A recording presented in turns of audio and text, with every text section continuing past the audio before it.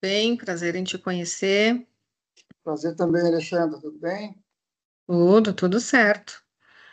Muito obrigada pelo teu tempo para nós. Até isso, é um prazer muito grande. Eu só lamento que eu não consegui entrar pelo notebook, que ficaria melhor, acho eu, né, que ficaria melhor. Mas aqui vocês estão me vendo bem, né? Sim, sim, tivemos bem e te ouvimos bem também. Então tá bom. Bem. Sérgio, você tem alguma apresentação que você quer que a Bárbara conduza? Não, não, não, Seguimos não. num bate-papo. Nós combinamos de fazer só um bate-papo, uma conversa, né? Eu tenho um Tá, roteirozinho aqui comigo, mas eu não vou usar PowerPoint, apresentação nenhuma, não. tá ótimo, então. Temos já 18 pessoas conosco. Acho que nós podemos iniciar te agradecendo mais uma vez para falar para nós sobre saúde e saúde do homem, né? Que regularmente, assim, deixa a sua saúde por último, na maioria dos casos. Não é geral, mas a gente observa isso enquanto saúde, né, Sérgio? É verdade. Eu deixo contigo, a Bárbara e a intérprete vão nos acompanhar. Temos aí perguntas e respostas, e a intenção é fazermos um bate-papo mesmo, né? Te ouvirmos, termos o privilégio de te ouvir, falar sobre a tua experiência e ter os nossos participantes também através dos seus comentários e das dúvidas. Então Tá. é contigo. Muito obrigada mais uma vez. Obrigado você, Alexandre. A ideia é que a gente deixe as perguntas para o final, né? É isso? Então, tá bom. Então, eu vou falar em torno de uns 30 minutos, 40 no máximo, depois a gente abre aí para perguntas, e aí vocês conduzem, né? Se vão ser perguntas pelo chat, ou se vai abrir microfone, fica à vontade, tá? De minha parte, Tá, tranquilo com as duas modalidades. Bom, combinado. primeiro, deixa eu me apresentar rapidamente para vocês, dizer que meu nome é Sérgio Ried, eu sou casado, tenho 4 filhos, né? A mais nova tem 30 anos, eu tenho 3 filhos já com mais de 40 anos.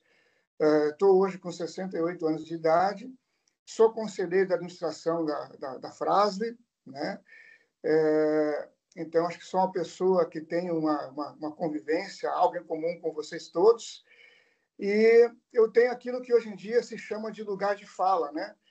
Porque para falar, por exemplo, de câncer de próstata, eu sou um paciente que tive câncer de próstata.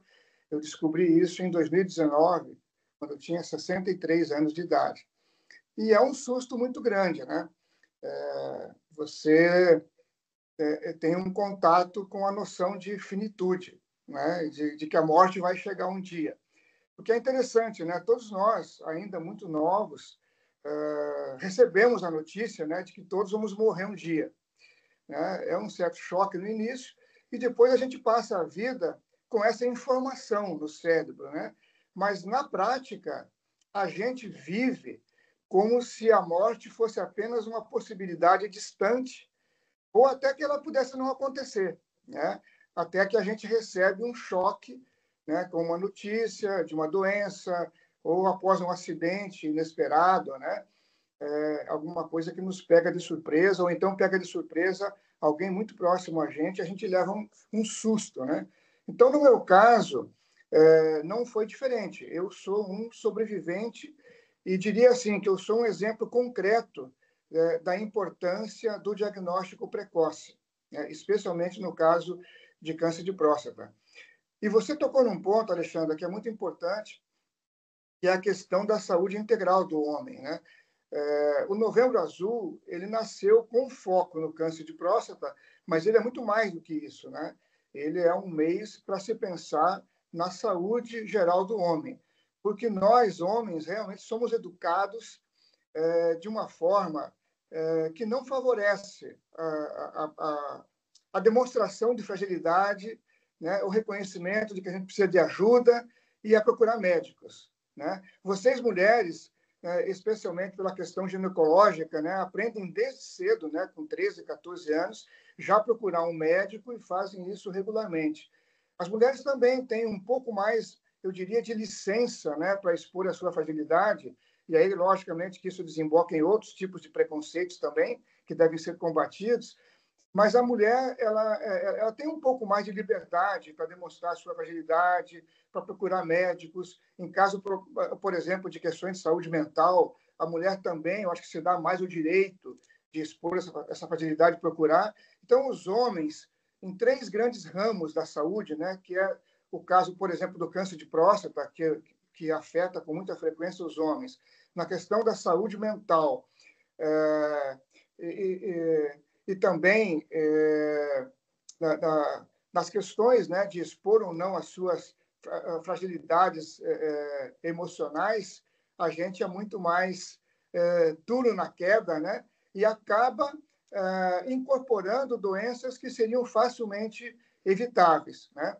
Então, eu fazia exames urológicos anuais, assim como faço também exames cardiológicos, que é outra frente, né, de doenças muito comuns de homens, né? Homens morrem muito de infarto ou de doenças ligadas ao coração, porque também não se cuidam, né? Não procuram médicos e não fazem exames regulares. E problemas cardíacos também são muito sérios. Então, eu fazia exames regularmente, desde os 45 anos, 50 anos, e faço um exame cardiológico anual e faço também um exame urológico anual. Eu sei que nem todo mundo, né? Eu sou funcionário do Banco do Brasil, sou aposentado já há mais de 10 anos, e a gente tem um plano de saúde muito bom e tem um certo privilégio, né? Então, eu estou falando também para pessoas que, às vezes, não têm essa facilidade de ter um plano de saúde ou de ter acesso a médicos e a exames, né, com a regularidade necessária. Mas o que eu posso dizer é que a gente tem que fazer tudo aquilo que estiver ao nosso alcance. Eu só fui salvo do meu câncer de próstata porque eu fazia esses exames regularmente todos os anos. E de um ano para outro, um indicador do exame de sangue, chamado PSA, que é um marcador muito confiável para o caso de câncer de próstata, ele mostrou uma variação de um ano para outro. Ele nem chegou aí para um estágio considerado anormal nos exames de sangue, né? Para se dar uma ideia para todo mundo, entre aqueles que nunca fizeram o exame de PSA, ele é considerado normal quando ele é abaixo de 4, até 4. O meu câncer foi descoberto com ele em 1,72. Então, bem abaixo, né? E dentro do nível de normalidade. Mas o meu médico, né, que me examinava todos os anos, notou uma variação de um ano para o outro. Ele foi de 0,90 para 1,72. Aí ele pediu para repetir o exame, depois fez um exame de imagem, depois a biópsia, e acabou detectando o câncer em fase inicial. Aqui acho que já vale um alerta para todo mundo que está me ouvindo aqui hoje. O câncer de próstata, ele é um dos cânceres que tem o maior índice de cura. Ele tem alta chance de cura, desde que pego no início.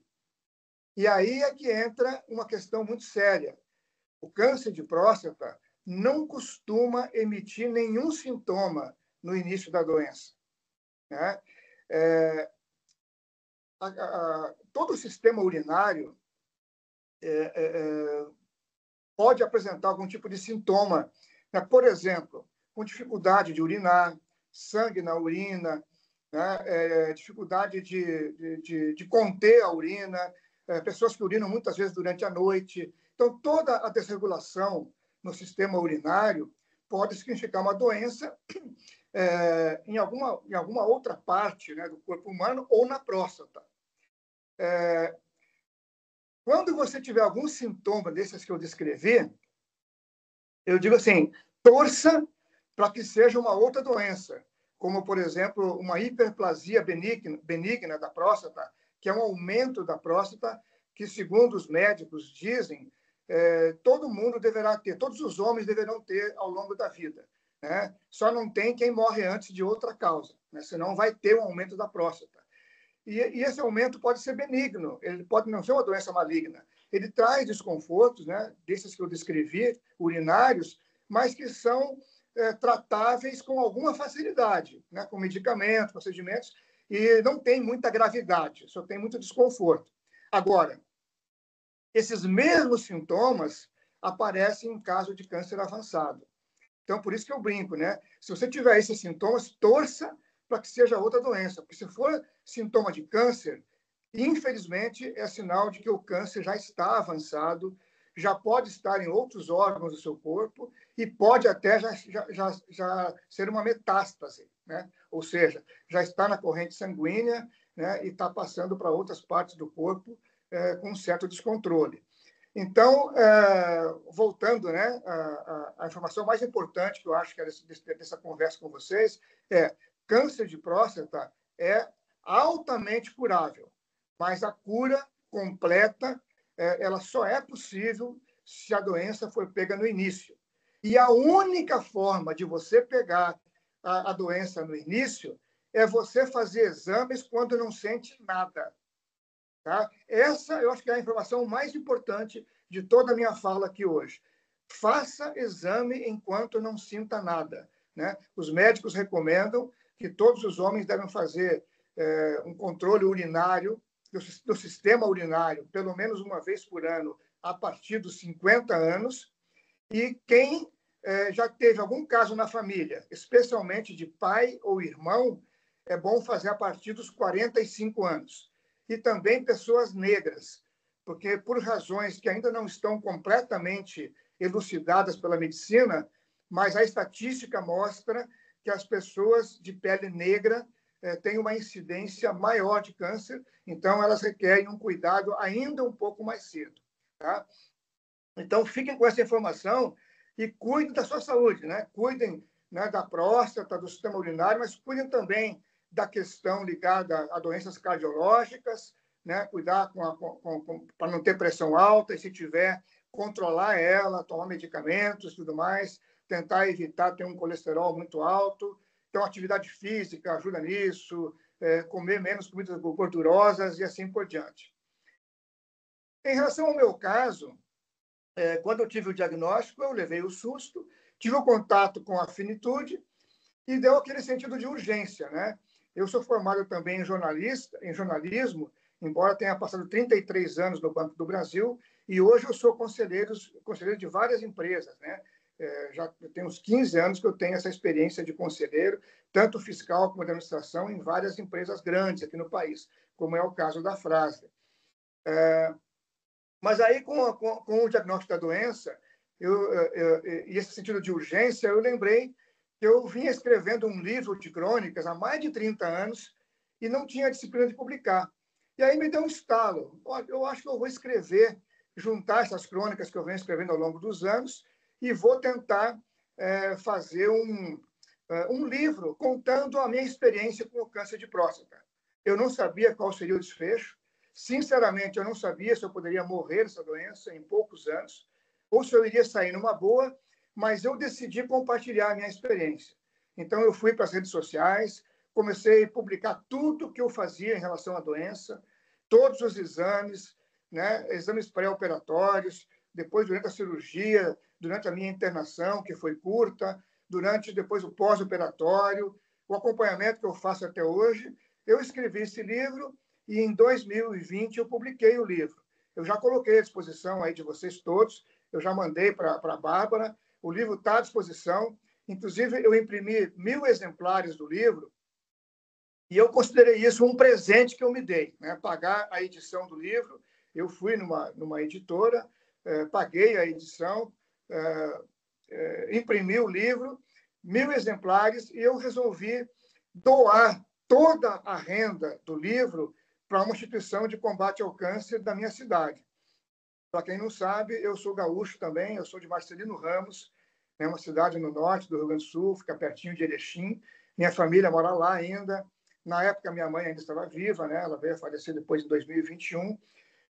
E no livro tem crônicas em homenagem a ela, então eu fico muito feliz também com isso, que eu pude homenagear minha mãe ainda em vida, né? E dar esse orgulho para ela e tal. E a renda do livro, então, eu destinei para uma instituição lá de Marcelino Ramos, que ajuda no combate ao câncer. Eu não fiquei com um centavo do livro e agora eu tenho a versão digital dele, né? A versão que eu posso passar pela internet e está liberado para todo mundo repassar. Minha maior alegria é passar isso para outras pessoas. Eu devo dizer que vários amigos meus que não faziam exames urológicos né? Aliás, nunca tinham feito na vida. E eu depois vou abordar uma questão que é um preconceito que é ligado a essa doença, que é o tal do toque retal, que é um elemento importantíssimo para ajudar no diagnóstico precoce da doença e que muitos homens não fazem por um preconceito muito burro. Eu vou falar sobre isso mais tarde, né?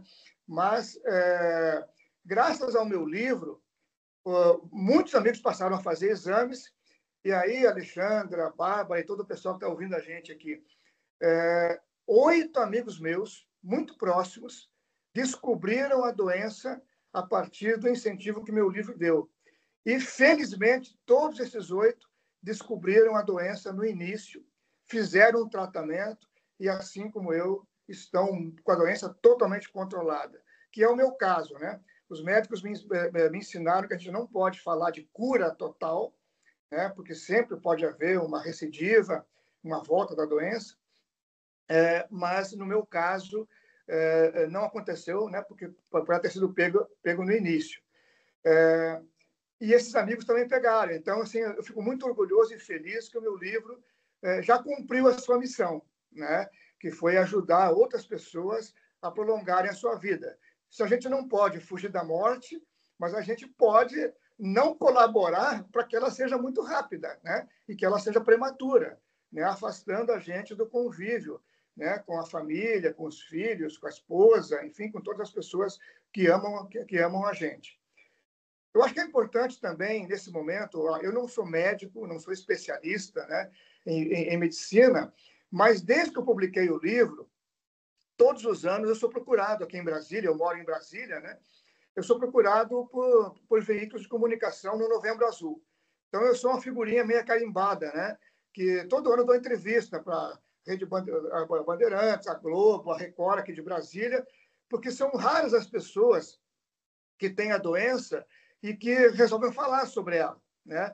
E como eu tenho disponibilidade, quase todos os anos tem um livro publicado, né?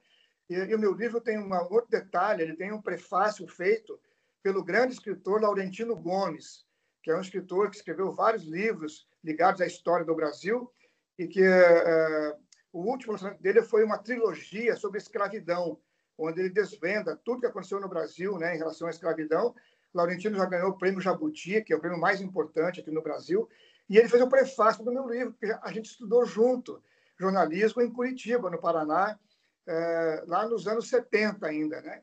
Depois eu até abandonei o meu curso, porque eu passei no concurso interno do Banco do Brasil e acabei voltando a estudar 20 anos depois e concluí o curso aqui em Brasília.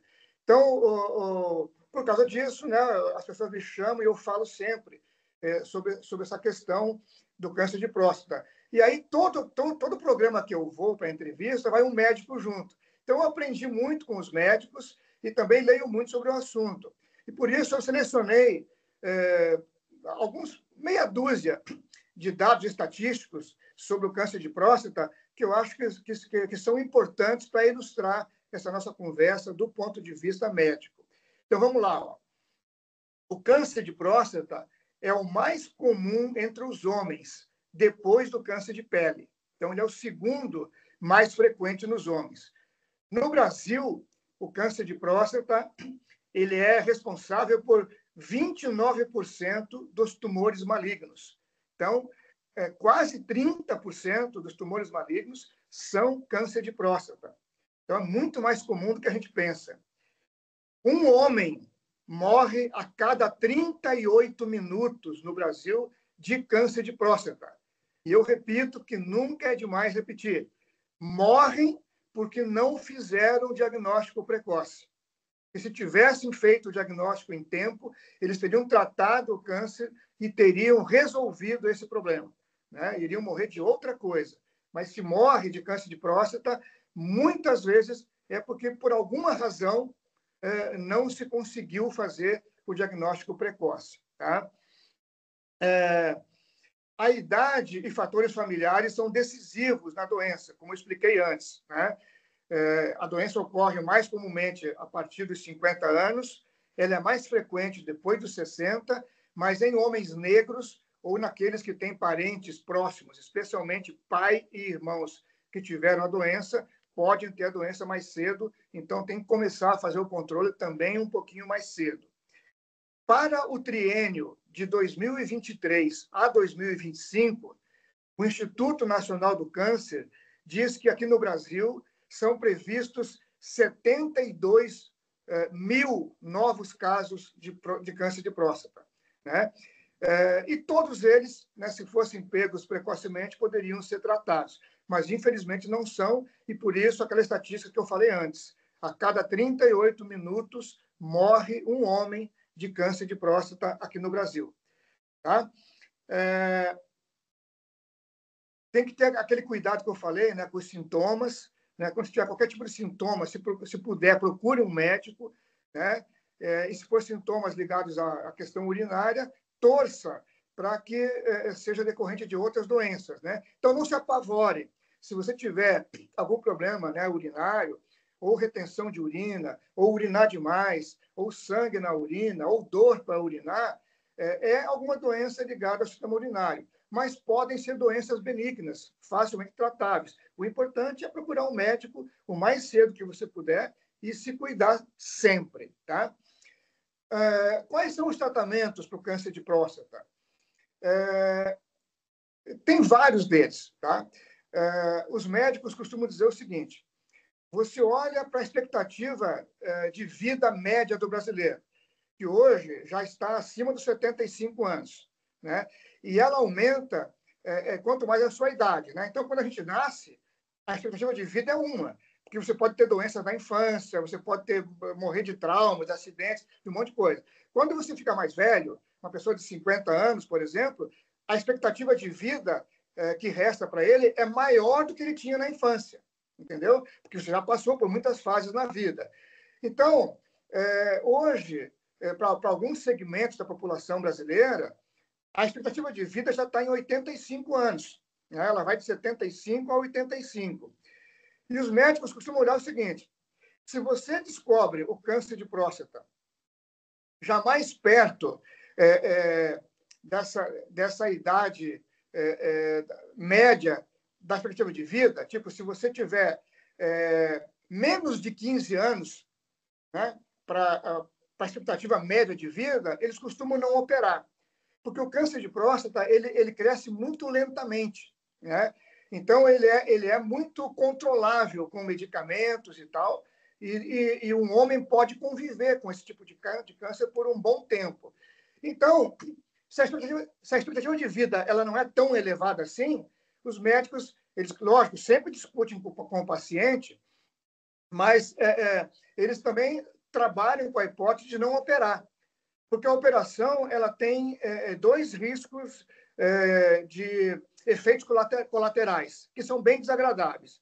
Um deles é a pessoa ficar com incontinência urinária, ou seja, não controlar mais a sua hora de urinar, né? E aí ela pode ter que usar uma fralda para o resto da vida. Eu usei fralda por 2 semanas depois da cirurgia, felizmente não precisei mais usar, e eu aprendi que tem fraldas muito pequenas hoje em dia. Elas são menores que uma sunga de banho, né? Tanto é que logo depois da minha cirurgia, eu fui para a praia com a minha família, o médico liberou, e eu fui caminhar na praia de fralda por baixo da sunga.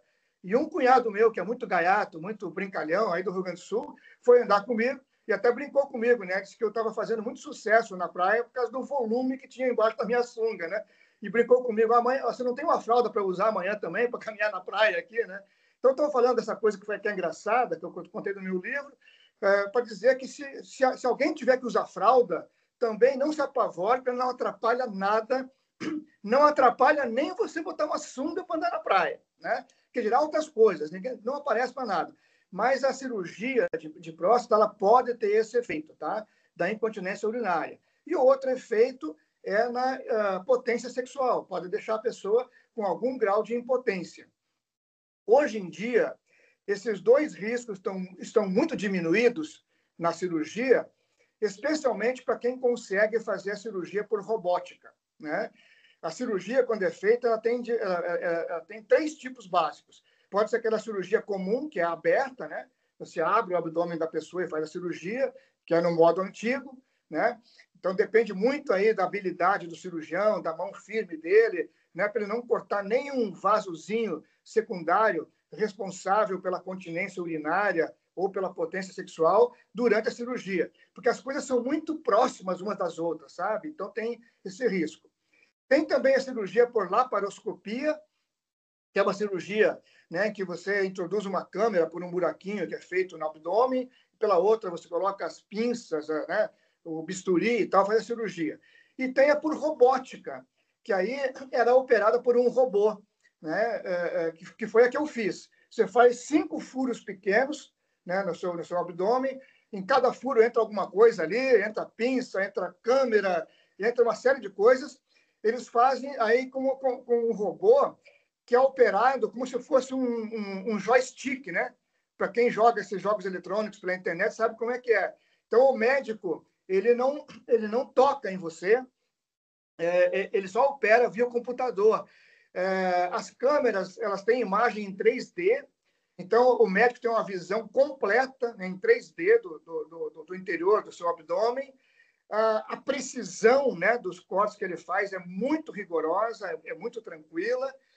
Portanto, os casos de impotência sexual ou de incontinência urinária decorridas de alguma falhazinha na cirurgia praticamente estão próximas de zero, né? Porque tem toda essa tranquilidade da cirurgia. E, além disso, o pós-operatório é muito mais tranquilo, né? Porque causa menos estrago, né? Nos vasos, nos órgãos que têm que ser afastados, né, para fazer a cirurgia na próstata da gente. Para quem não sabe, a próstata tem o tamanho de uma noz, né? De uma noz moscada, né? Então, ela é pequenininha, mas ela é muito colada na bexiga, ela é muito colada no reto, ela é muito colada na vesícula seminal. Tem muitos órgãos ali muito próximos uns dos outros, então tem que ter uma precisão na cirurgia muito grande. Então, a cirurgia tem esses 3 tipos. Tem também radioterapia e quimioterapia, que podem ser usadas tanto antes da cirurgia, para diminuir o tamanho do tumor, ou no pós-cirurgia, se for necessário, né? Mas ela só é usada se a pessoa ficar com algum risco ainda de ter sobrado algum resquício do câncer dentro do corpo, né, do homem depois da cirurgia. São feitos exames, né? O material que é retirado da gente é examinado no laboratório, e tudo isso dá indicativos de se vai precisar ou não fazer radioterapia. Eu não precisei, né? Faz 5 anos que eu operei, não precisei fazer nem radioterapia, nem quimioterapia.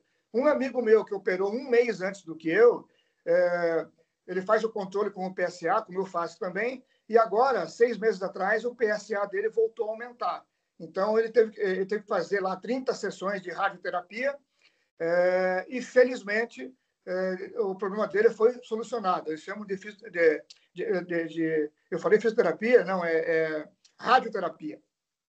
Tem que fazer radioterapia chamada de resgate, né? Onde essa radioterapia vai matar os restinhos, né, de células cancerígenas ou pré-cancerígenas que ficaram dentro da pessoa, e acaba voltando o PSA para o normal. Então, ele conseguiu controlar a doença de novo, e eu tenho isso como digamos, uma válvula de escape, né? Se o meu PSA vier a aumentar de novo, né, tem um limite lá que os médicos medem, e que aí, se aumentar, ele faz a radioterapia de resgate, né? E, em casos mais graves, faz também quimioterapia. Mas, no meu caso, não precisou fazer.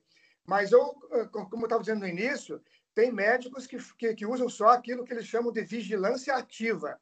Eles não operam, especialmente nos casos de pacientes que descobrem o câncer com mais idade. Aí eles acham que não vale a pena submeter à cirurgia, basta você fazer um controle do crescimento da doença, né? Porque se você conseguir controlar, evitar o câncer de aumentar, é possível conviver com o câncer de próstata por muitos anos, tá? Então, também tem essas alternativas, tá? E vamos lá agora. A questão do toque retal, né? Então, tem muito homem que não faz por preconceito. Tem muito homem que acha que a sua masculinidade vai ser afetada se ele permitir que um outro homem, né, faça um toque no seu ânus, né? E aí eu tenho algumas perguntas para esse homem, né? Se a sua masculinidade ficar comprometida porque você fez um exame com um médico, em ambiente hospitalar, com luvas, um exame que dura poucos segundos e que pode salvar a sua vida.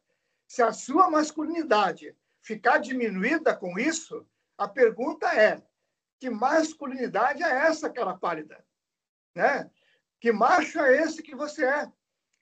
E para completar a pergunta, né, se você quer preservar sua macheza e tudo mais, né, é melhor você ser um macho vivo para continuar namorando a sua esposa, né, ter uma vida sexual ativa, ou ser um macho morto, porque impediu que um médico fizesse um exame que poderia salvar a sua vida, né?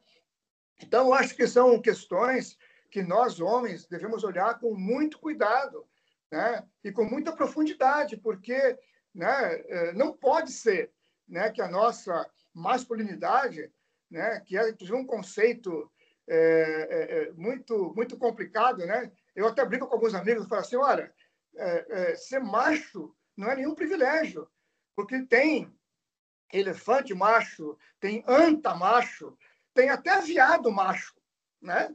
Na natureza. Então, que história é essa de você achar que é diferente porque você é do sexo masculino, né? E, principalmente, né, a sua masculinidade não está em você se permitir fazer um exame, que é fundamental para preservar a sua vida e, inclusive, a possibilidade de você exercer a sua função de macho, naquilo que você mais gosta, né? E naquilo que pode ser prazeroso com a pessoa que você ama. Então, meu incentivo, faça o exame, porque ele realmente pode salvar a sua vida, né? E o exame de sangue, né, que faz o PSA, é um exame muito baratinho, né?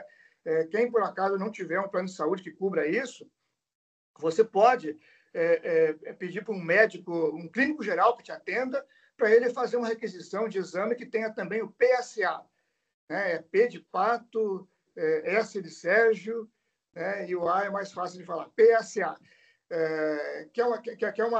são iniciais em inglês, né? Prostático, não sei o que lá, tal. Nem vou saber falar esse nome aqui e não precisa gravar, porque isso não é o mais importante, tá? Sobre informação médica também, acho importante falar para vocês que aqui no Brasil foi desenvolvida uma vacina que é para ser aplicada no doente que já tem o câncer de próstata. Então, a vacina ela é feita com células tumoriais do próprio paciente e ela evita a chance da doença voltar, né, uma segunda vez. Tá? Essa vacina está em processo de aprovação aqui na Anvisa, aqui no Brasil. Nos Estados Unidos, ela já foi aprovada para ser testada num grupo de 230 pacientes, pelo órgão lá americano, o FDA, né, que equivale à Anvisa de lá. E essa doença, depois de aprovada e testada, deverá ser colocada à disposição. Então, essa é uma boa notícia para as pessoas que não vão conseguir evitar o câncer de próstata, que tiverem ele, que tomando essa vacina, repito, feita a partir de células dos tumores da própria pessoa, né, desenvolvida. Então, ela é muito personalizada, essa vacina, ela vai ajudar a pessoa a não cair em reincidência da doença mais tarde, tá? Vamos lá.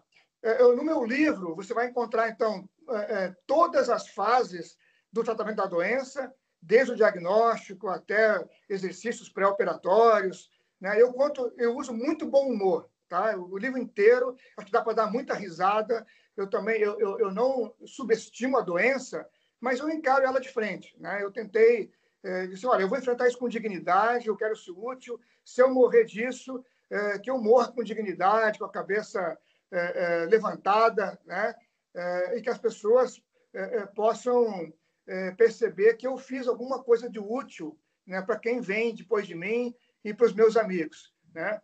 Então, o livro tem várias crônicas que mexem com temas que eu vinha escrevendo antes de ficar doente. Então, conta um pouco da minha história de vida, sempre com esse bom humor, e tem tudo sobre a doença, né?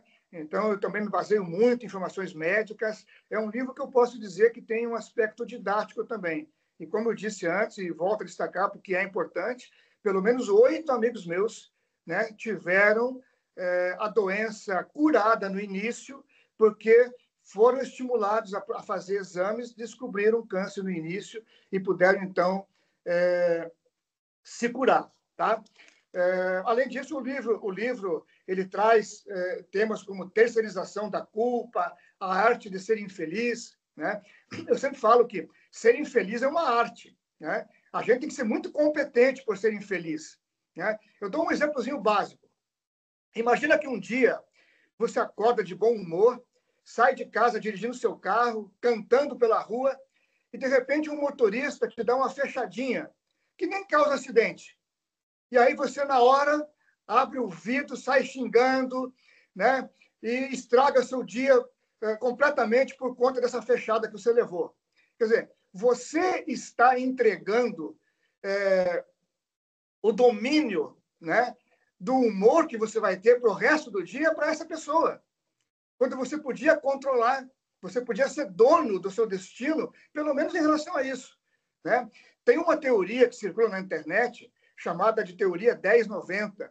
Ela é baseada num livro do Stephen Covey. Eu não gosto muito de livros de autoajuda, né? Sou um crítico. Mas essa teoria fez muito sentido para mim. O que ela diz? Ela diz que dos problemas que nós temos, apenas 10% são decorrência de problemas reais. 90% são a reação que a gente tem a esses problemas. É o destempero que a gente tem, sabe? É o desequilíbrio que a gente permite que aconteça, né? Na hora que qualquer coisa acontece. Então, se alguma coisa eu posso sugerir para todos vocês que estão me ouvindo aqui, não terceirize a gestão do seu humor. O humor é seu e você tem um poder grande de manter ele sob controle. Claro que ninguém tem sangue de barata, né? Tem coisas que a gente não consegue se segurar. E eu mesmo, estou falando isso, várias vezes eu me destempero. Mas eu já sei que quando eu me destempero, vai dar ruim para mim. Só que é difícil ter o controle, né? É como eu brinco também, que casamento, para dar certo, eu só conheço uma fórmula infalível, que é o homem obedecer à mulher. Toda vez que eu consigo fazer isso, a minha vida é muito feliz. E quando eu tenho algumas encrencas com a minha mulher, é porque nessa hora eu esqueci de obedecer. Né? Então, parafraseando a teoria do 1090, pensem nisso, que é uma forma também de você se manter com o equilíbrio necessário, né, para tocar a sua vida. O meu livro, ele fala muito da importância de viver com intensidade, mas ele fala também da morte, né? Porque quando eu tive esse contato com a doença, eu comecei a pensar mais seriamente, né, na minha finitude. Hoje, com 68 anos, eu sei que, vamos lá, se eu for muito otimista, mais 30 anos de vida, para chegar com 98, já seria um grande lucro, né? Mas se eu chegar em 98, a partir de que idade eu vou ter, por exemplo, dificuldade de mobilidade, né? Eu vou ter doenças correlatas e tal. Então, de vida útil, eu jogo futebol até hoje. Jogando meu futebol, tendo uma vida completamente ativa, eu não posso definir se eu vou ter mais 10, 15, ou no máximo 20 anos, né, de plenitude. Então, eu tenho que viver com muita intensidade. Mas eu sou obrigado. Não é que eu sou obrigado, eu acho que é muito importante eu pensar na morte. Ela vai acontecer. E aí, a minha esposa me colocou em contato com uma médica chamada Ana Cláudia Quintana Arantes, que é a maior especialista brasileira em cuidados paliativos. Então, a Ana Cláudia, ela resolveu mergulhar para tentar cuidar das pessoas que têm um diagnóstico de que a doença não tem mais cura. Então, tem muito médico que, se a doença não tem mais cura, eles pensam que não podem fazer mais nada pelo doente. A Ana Cláudia pensa o contrário. É nessa hora que a medicina pode fazer muito pelas pessoas. Então, ela trabalha com cuidados paliativos para dar qualidade de vida para as pessoas, para que elas tenham a melhor qualidade possível com a limitação que ela tiver durante o tempo que resta para elas. Eu aprendi, depois que eu fiquei doente, que metástase, por exemplo, para mim era sinônimo de morte iminente, né? em um curto espaço de tempo. Eu descobri e entrevistei pessoas para o meu livro que viveram mais de 12, 15 anos com metástase, né? A metástase faz a doença reaparecer a cada poucos meses em outras partes do corpo. Mas se você trata no início esse novo tumor, você vence esse novo tumor. Vai vir outro depois, mas é um dia de cada vez, né? Eu conheci uma pessoa que ela marca viagens todos os anos. E aí ela põe na cabeça assim, ó, eu tenho que estar boa para fazer essa viagem. Então ela faz de tudo para fazer a viagem. E ela curte a viagem na maior intensidade que ela pode, né? Então, eu falo de intensidade de viver no meu livro, eu falo muito de morte. Inclusive, a última crônica do meu livro chama-se A Morte que Eu Quero Ter. E nessa crônica eu falo o seguinte: bom, primeiro eu quero que minha morte seja, se possível, daqui a 50 anos. Isso se não descobrirem alguma coisa para a gente viver ainda mais depois disso. E eu quero, principalmente, que na hora que eu morrer, eu não tenha nada a perdoar, né, de ninguém e nada a ser perdoado das minhas atitudes. Eu quero ter tido todas as conversas possíveis e imagináveis com todas as pessoas que eu amo, com a minha família e com os meus amigos, né? Eu quero ter muita paz. E a Ana Cláudia, ela escreveu vários livros sobre isso. Tem um deles que eu recomendo a vocês. Depois, Alexandre e Bárbara, se vocês puderem colocar o nome desse livro aí na rede de vocês interna. O livro chama-se A Morte é um Dia que Vale a Pena Viver. Ela escreveu mais coisas, ela tem muitos vídeos no YouTube, né? Tem vídeos de 5 minutos e tem vídeos de 30, de 1 hora. Eu acho que vale a pena ouvir essa mulher, porque a gente vai ter uma outra noção da morte, né? Ela fala que a morte pode ser bela, ela pode ser linda, mas para ter uma morte linda tem que merecer, tem que fazer por onde, ela não acontece por acaso. E ela também, porque ela lida com isso todos os dias, ela também encontra muitas pessoas que morrem amarguradas, de mal com os parentes, de mal com o mundo, morrem de mau humor, né? E tem gente que morre com o sentimento que eu escrevo na minha crônica. Eu gostaria que, na hora que eu morresse, ninguém precisasse usar, por exemplo, a expressão assim: olha, eu tenho o doloroso dever de informar que o Sérgio morreu. Não, que a pessoa pudesse dizer assim: olha, comunico a todos a partida do Sérgio hoje. Ele fez tudo o que pôde, do jeito que deu conta de fazer, e partiu com uma paz contagiante.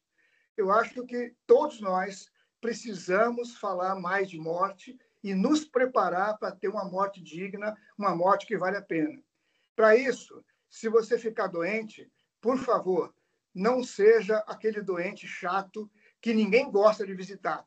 Eu acho que todo mundo já teve a experiência de ter um parente, um amigo, né, que ficou doente e que você sabe que ir lá visitar é uma tragédia, que vai ser muito ruim, que vai ser só choro e ranger de dentes, que você vai pegar a pessoa mal-humorada e tal.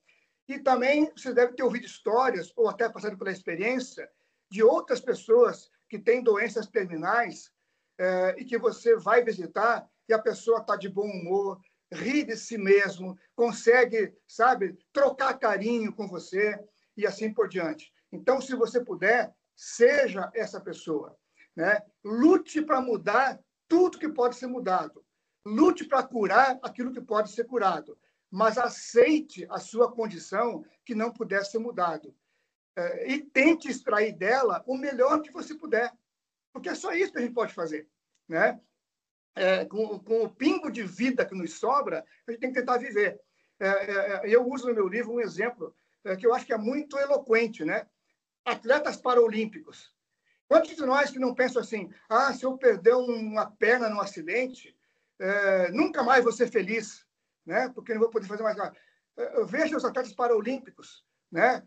Que às vezes só com um toquinho de braço, deficiência visual completa, né? E assim por diante, praticam esportes com aquilo que eles têm e são felizes, né? Inclusive, eles ficam muito bravos, né? Se a gente usar conceitos capacitistas, né? Que tentam reduzir eles à doença. Não, eles são seres humanos que têm características diferentes. Então, a gente, se ficar doente, vamos olhar, logicamente, reconhecer e respeitar aquilo que nós temos. Se puder curar, vamos curar, mas se não puder curar, vamos conviver com aquilo que a gente tem e, repito, extrair o melhor que puder extrair da condição que nós tivermos, né? E trocar energia positiva com todo mundo que está perto da gente. Eu vou parar por aqui nessa minha fala, que já estourou 5 minutos do que eu tinha proposto, né? 10h40, e aí fico aberto agora para responder perguntas do jeito que vocês quiserem, tá bom? Vou tomar um gole d'água aqui. Sérgio, muito bom te ouvir. Incrível te ouvir a forma didática e simples como tu trata o tema, né? Você falou em estatística e nós, nos meses de outubro e novembro, nós isentamos a coparticipação do exame PSA para todos os nossos beneficiários homens, né? Maravilha. A partir dos 45 anos. E nós temos uma adesão, estamos hoje com uma adesão dessa campanha que é de pouco mais de 10%. Poxa. Então, tomara que o pessoal se estimule vendo minha palestra, a minha fala, na verdade, né? Não sei se vai ficar gravado, vocês podem repetir. Sim. Eu acho que é isso, gente, vai fazer um exame. E o PSA, então, né, que é um exame de sangue simples, ele já te dá um indicativo legal se você deve fazer outros exames, procurar outros médicos, né? Então, por favor, façam. Fica meu incentivo aqui. Isso pode salvar a sua vida, né? Pode te dar muitos longos anos de vida a mais pela frente. O contrário é verdadeiro. Se você não fizer, de repente, por um motivo que é até bobo, né? Que é um diagnóstico precoce, você corre o risco de abreviar a sua vida, né? Sem nenhuma necessidade. Exatamente, é isso mesmo. E a forma como você trouxe, né? Tem uma pessoa me escrevendo aqui no chat, me chamou fora. Resiliência, alegria, né? Tratar com leveza o tema. E falamos no começo sobre também saúde mental do homem. Além de todas as questões médicas e químicas, Sérgio, tu procurou psicólogo, fez terapia, fez algo além do apoio da tua família também? Sim, sim. Eu já fazia terapia, né? Por minha iniciativa, durante longos anos. Às vezes eu paro, às vezes eu volto. Então, eu estava fazendo antes da doença, então me ajudou muito. Eu fiz também uma constelação familiar por Skype, até porque a pessoa que me recomendaram, ela não mora em Brasília. Aí eu fiz por Skype essa constelação familiar, que me ajudou muito. E a família também me ajudou. E, na verdade, eu acho que a forma como eu reagi à doença também deixou minha família tranquila, sabe? Porque eles perceberam que eu estava realmente, não aquele otimismo bobo, sabe? Ingênuo, mas aquele otimismo do tipo assim, eu vou extrair da vida e do meu corpo o melhor que ele pode dar, né? Eu não sei o final desse jogo, mas enquanto eu estiver jogando, eu vou tocar a vida para frente. Então, foi muito importante. Então, eu tive assim, um apoio. A minha mulher é fantástica, é uma pessoa que já estudava essa questão de perda, de morte, ela é uma estudiosa do assunto, então me ajudou muito a ter contato com esse tema, né? Então, me deu uma tranquilidade. Mas os meus filhos, a minha mãe, que eu morria de medo de contar para ela, inclusive tem uma crônica no meu livro que é assim, eu vou contar para minha mãe. E foi o dia que eu resolvi contar para ela da minha doença. Antes de fazer postagem em rede social e tal, fui contar. E eu esperei que ela fosse chorar muito, né? Fosse ficar destemperada, porque a minha mãe era dramática e tal, né? E ela não deu a menor bola para o meu relato, né? E aí depois eu fiquei pensando, será que minha mãe ficou insensível? Eu acho que não, eu acho que foi o jeito que eu contei para ela. Eu contei de um jeito realmente positivo. Disse, mãe, descobri a doença no início, o médico falou que eu tenho 98% de ficar curado com a cirurgia, está marcado para o dia tal a cirurgia, vou extrair a próstata inteira, vai ser por robótica, uma cirurgia segura, e eu tenho certeza que em 4 meses vou estar disputando o campeonato de aposentados do Banco do Brasil, né? E eu acho que eu passei verdade para ela, e a minha mãe não teve esse trauma, sabe? As pessoas ao meu redor, eu juro para vocês, eu não me senti tratado como vítima por ninguém, né? E um medo que as pessoas têm de contar da sua doença é que os colegas de trabalho, os amigos, passem a tratar essa pessoa como uma coitadinha, né? Como uma vítima. Mas eu acho que isso depende muito da maneira como você também se posiciona, né? E eu, felizmente, eu consegui uma altivez e tal. Eu não posso dizer que se no transcurso, né, do diagnóstico e do tratamento, eu recebi essa notícia, olha, não deu certo não, você vai ter só 3 meses de vida ou 1 ano de vida. Eu não sei se eu manteria assim. Eu acho que eu tentaria fazer força para manter assim, mas eu não posso afirmar que eu conseguiria, sabe? Mas eu tinha esse propósito. Ó, eu quero ser um doente, que as pessoas tenham vontade de conversar, que sintam alegria de falar comigo, né? De trocar informações, de aprender comigo, de eu aprender com elas, né? E que a gente possa rir bastante juntos, né? Fazer programas agradáveis juntos. E isso acho que foi decisivo também no meu tratamento, sabe?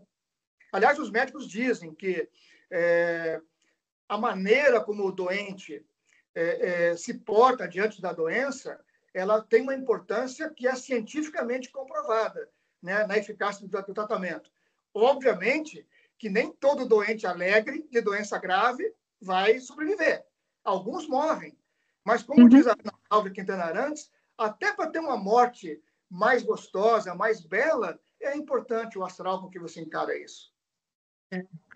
É uma questão de escolha, né, Sérgio? Sempre tem Como margem eu vou viver, exatamente, como eu vivo o dia hoje, né? Como eu vou encarar um trânsito parado, como eu vou encarar um diagnóstico de uma doença, são questões de escolha, né? E essa escolha, os únicos responsáveis somos nós. Exatamente. Tem muito poder na nossa mão que a gente abre a mão e cede para o outro, né? Eu fiz isso que eu falei antes. Não deixe que o teu humor seja determinado por terceiros, né? Mantenha o seu humor, né? Se você tem todo motivo para estar alegre num certo dia, por que um fato desagradável vai mudar o seu humor para o resto do dia? Não. Encare aquele fato, resolva aquele problema e volte para a alegria que estava antes dele acontecer. Exatamente. É isso mesmo. Eu não li o teu livro, mas eu vou começar hoje. Por favor. Já fiquei muito curiosa. Os feedbacks são muito interessantes, né?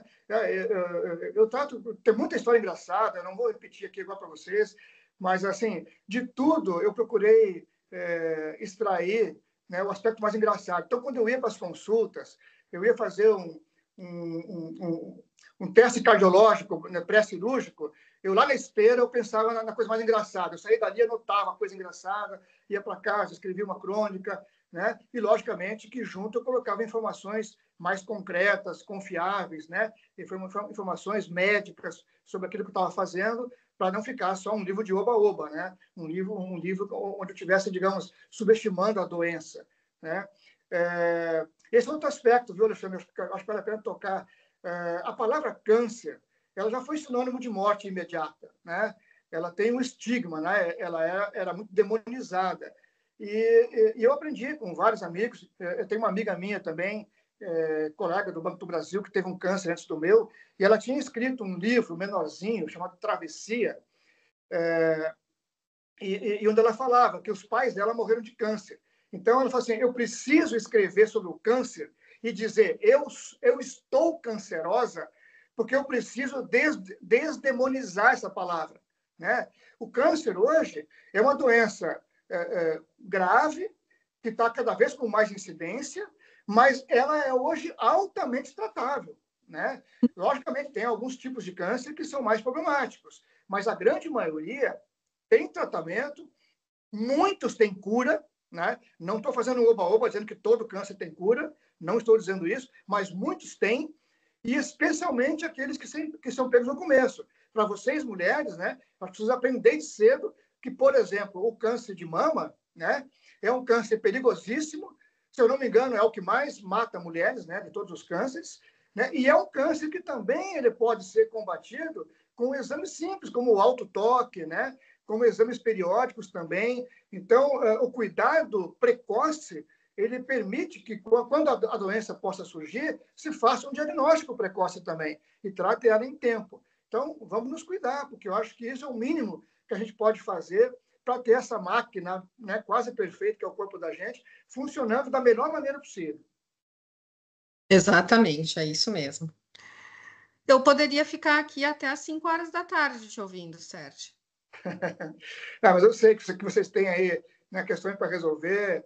a Fras e Randon, né, vocês trabalham com fábrica, né, onde tem horário, tem processos que não podem parar. Então, eu sabia que o tempo era curto. Eu que agradeço o privilégio de poder falar com vocês aí. Eu vou estar, tá? Eu estou no conselho da Frase, eu estou o tempo inteiro à disposição. Como você deve estar percebendo, eu adoro falar sobre isso, não é nenhum trabalho para mim, né? Eu gosto, né? E daquilo que eu aprendi, eu gosto de compartilhar, gosto da entrevista. Quem quiser ver uma fala minha mais curta, se botar o meu nome, né, Sérgio Ried, no YouTube, vão aparecer várias entrevistas dessas que eu dei para televisão, né, que são curtinhas, que são de 3 minutos, de 5 minutos, aí a pessoa vai ver. E geralmente tem eu e um médico falando também, que os caras entrevistam um médico também. Então você pode ali, né, ter ideia de informações importantes sobre o assunto. Tem um podcast que eu gravei também, que é de 1 hora e pouco, que é muito gostoso de